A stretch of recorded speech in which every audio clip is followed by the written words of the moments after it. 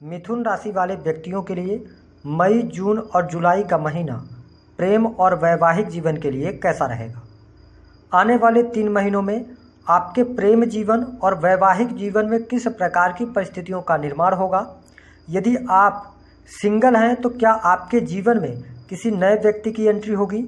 जो जातक विवाह के योग्य हैं, शादी से संबंधित बात नहीं बन पा रही है, उनके लिए आने वाले 3 महीनों में क्या स्थितियां बनेंगी। साथ ही आपके दाम्पत्य जीवन और संतान की क्या स्थिति रहेगी, बहुत ही डिटेल में आज इस वीडियो में हम जानकारी देंगे। तो आप वीडियो को अंत तक जरूर देखें और यदि आप चैनल पर पहली बार आए तो चैनल को सब्सक्राइब कीजिएगा, नोटिफिकेशन बेल को ऑन कीजिएगा। वीडियो पसंद आए तो लाइक और शेयर जरूर कीजिएगा। देखिए, यदि आपकी राशि मिथुन है तो आपके लिए अगर देखा जाए तो गुरुदेव बृहस्पति की जो सप्तम दृष्टि है वो आपके पंचम भाव पर पड़ रही है। और पंचम भाव किस चीज़ का होता है, संतान का, प्रेम संबंध का।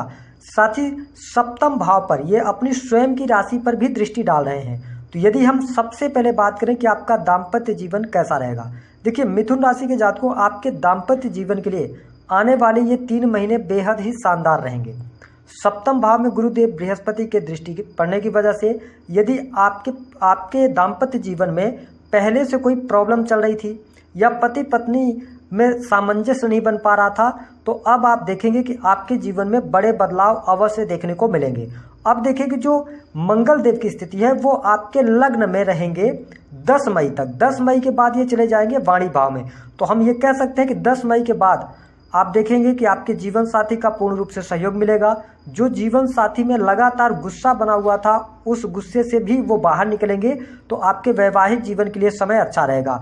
अब देखिए, 10 मई के बाद जब मंगल देव सेकंड हाउस के अंदर जाएंगे तो आपको, और ये नीच के हो जाएंगे, तो आप यदि चाहते हैं कि आपका दाम्पत्य जीवन अच्छे तरीके से चले, जीवन साथी का सहयोग मिले, आप दोनों के बीच में वाद विवाद ना हो, तो आपको अपने वाणी पर नियंत्रण अवश्य रखने की सलाह ग्रह सितारे दे रहे हैं। क्योंकि मंगल देव काफी लंबे समय तक 1 जुलाई 2023 तक कर्क राशि में नीच करेंगे और आपके वाणी भाव में रहेंगे।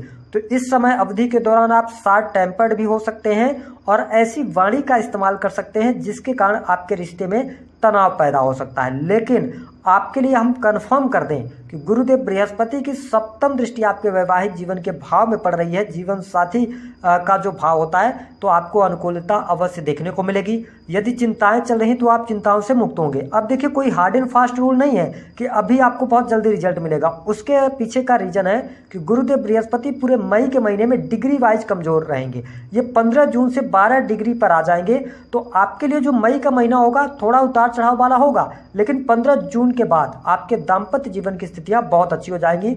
आपके जीवन साथी के कैरियर में उनको लाभ होगा।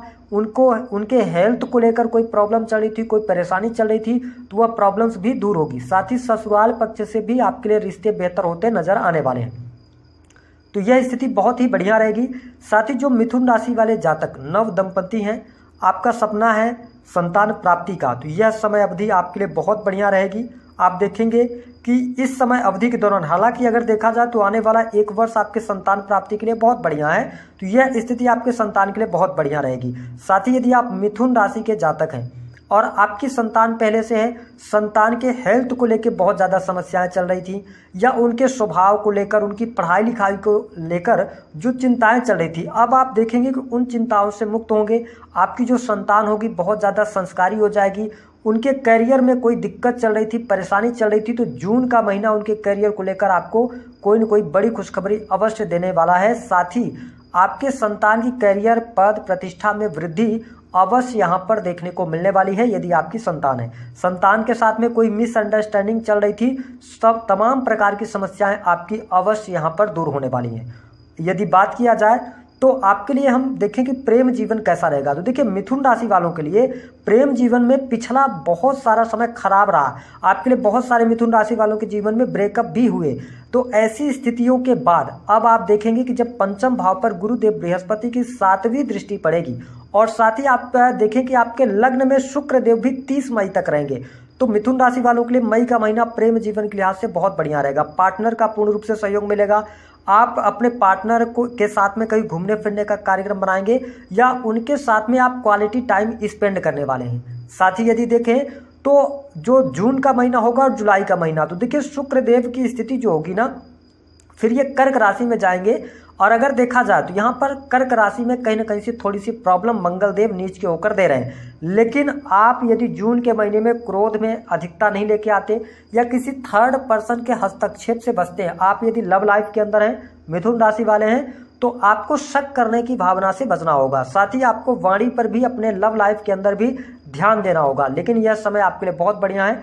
यदि आप प्रेम विवाह की तरफ बढ़ना चाहते हैं या प्रेम विवाह से जुड़ा हुआ कोई निर्णय लेना चाहते हैं, तो मिथुन राशि वालों के लिए यहाँ पर विशेष तौर पर 15 जून से लेकर और 15 जुलाई का जो समय होगा, इस समय अवधि के दौरान आप अवश्य निर्णय ले सकते हैं और प्रेम विवाह की तरफ बढ़ सकते हैं। साथ ही आपके लिए प्रेम विवाह के भी अच्छे खासे योग बने हुए हैं। इसके साथ आपके लिए एक और खुशखबरी दे दें कि जो मिथुन राशि वाले जातक विवाह के योग्य हैं, उनके लिए रिश्ते आ रहे थे लेकिन किसी न किसी कारण बस वो रिश्ते नहीं बन पा रहे थे, तो आपके लग्न में शुक्र देव भी चलेंगे। तो आप ये समझिए कि यहाँ पर आपका विवाह तय हो सकता है बहुत जल्दी, यानी 15 मई के बाद की स्थितियां आपके लिए बेहतर होंगी, रिश्ते आपके बन जाएंगे, ये स्थिति दिखाई देती है। साथ ही बहुत सारे मिथुन राशि वाले, क्योंकि आपके पंचम भाव में भी दृष्टि पड़ रही है गुरुदेव बृहस्पति की और सप्तम भाव में, तो आप वैवाहिक बंधन में भी बंधने वाले हैं। तो ये स्थिति आपके लिए बहुत बढ़िया रहेगी। साथ ही जिन जातकों के ब्रेकअप हो गए थे, क्या उनके पार्टनर दोबारा उनसे मिल सकते हैं? बिल्कुल आपको प्रयास करना चाहिए मिथुन राशि वालों। विशेष तौर पर मई का महीना सबसे बेस्ट है आपके लिए। यदि आप अपने एक्स पार्टनर को फिर से वापस पाना चाहते हैं तो आपको प्रयास अवश्य कर लेना चाहिए, इसमें सफलता प्राप्ति के योग दिखाई दे रहे हैं। अब आइए हम जान लेते हैं कि आपके प्रश्नों का जवाब आपको दे देते हैं कि आपकी लव लाइफ कैसी रहेगी आने वाले 3 महीनों में। बहुत बेहतर है, घूमने फिरने का कार्यक्रम और मिसअंडरस्टैंडिंग जो भी होगी थर्ड पर्सन की वजह से होगी, यहाँ पर आप सावधानी रखिएगा। दूसरी स्थिति कि आपके लिए क्या प्रेम विवाह के योग बनेंगे, आने वाला पूरा 1 वर्ष आपके लिए प्रेम विवाह के योग बनाएगा और मई जून जुलाई का भी महीना अच्छा रहेगा, प्रेम विवाह के योग अवश्य बनेंगे। जिन जातकों के विवाह तय नहीं हुए हैं उनके लिए क्या स्थितियां बनेंगी, तो यदि आपका विवाह तय नहीं हुआ है तो विवाह तय होने के योग, वैवाहिक बंधन में बंधने के योग। शर्त केवल एक रहेगी कि आपके जन्म पत्रिका में विवाह का योग होना चाहिए, है ना, इस चीज का ध्यान रखें। दाम्पत्य जीवन कैसा दिख रहा है? बहुत बढ़िया दिख रहा है, बहुत अच्छी स्थिति है। यहाँ तक कि मैं आपको स्पष्ट कर दूं कि यदि पति पत्नी कोर्ट कचहरी तक भी जाने वाले थे, तो जैसे ही आप मई का महीना निकालने जाएंगे आपके लिए परिस्थितियां बहुत अच्छी हो जाएंगी और दाम्पत्य जीवन में शुभता भी देखने को मिलेगी। क्या संतान प्राप्ति के योग बनते हैं? 100% बनते हैं। अब हम ये जानते हैं कि यदि आपके वैवाहिक जीवन में स्थितियां बेहतर नहीं चल रही हैं तो आपको क्या करना चाहिए।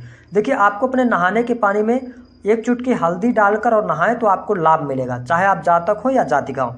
दूसरी स्थिति कि आप बृहस्पतिवार के दिन चने की दाल का आप दान करें, इससे भी आप देखेंगे कि आपके वैवाहिक जीवन में शुभता अवश्य देखने को मिलेगी, है ना। या बहुत ज़्यादा यदि समस्याएं आपके जीवन में चल रही हैं तो प्रत्येक बृहस्पतिवार को आप भगवान शिव को पीले रंग के पुष्प अर्पित करना शुरू कीजिए और वहीं मंदिर में बैठकर आप कम से कम 51 बार ओम नमः शिवाय मंत्र का जप कीजिए और ईश्वर से प्रार्थना कीजिए, भोलेनाथ से प्रार्थना कीजिए कि वो आपके वैवाहिक जीवन को बेहतर करें। यदि आप प्रेम संबंधों में सफलता चाहते हैं तो मिथुन राशि वालों को हल्की सुगंध वाले परफ्यूम का इस्तेमाल करना चाहिए। दूसरी स्थिति कि आप शुक्रवार के दिन छोटी कन्याओं को मिठाई वगैरह खाने के लिए दे देते हैं तो लाभ मिलेगा।